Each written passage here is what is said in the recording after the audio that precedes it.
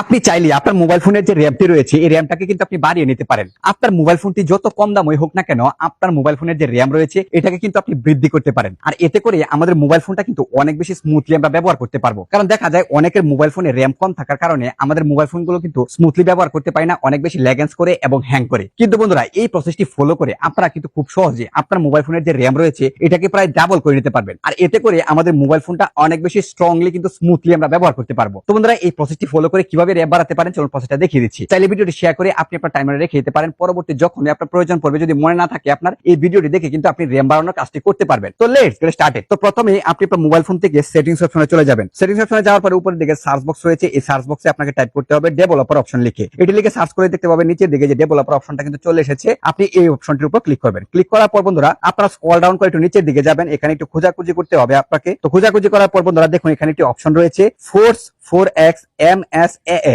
এই যে অপশনটি রয়েছে এই অপশনটি কিন্তু আপনার ফোনে ডিসেবল করা থাকবে। তো এখান থেকে এই অপশনটি আপনি এনাবল করে দিবেন। আর বন্ধুরা, এই অপশনটি যদি আপনি আপনার ফোনে ডেভেলপার অপশনে গিয়ে আপনি এনাবল করে দিতে পারেন, তাহলে আপনার ফোনটা আগের তুলনায় এখন কিন্তু অনেক বেশি স্মুথলি ব্যবহার করতে পারবেন। কোনো রকম হ্যাং করবে না, ল্যাগেন্স করবে না।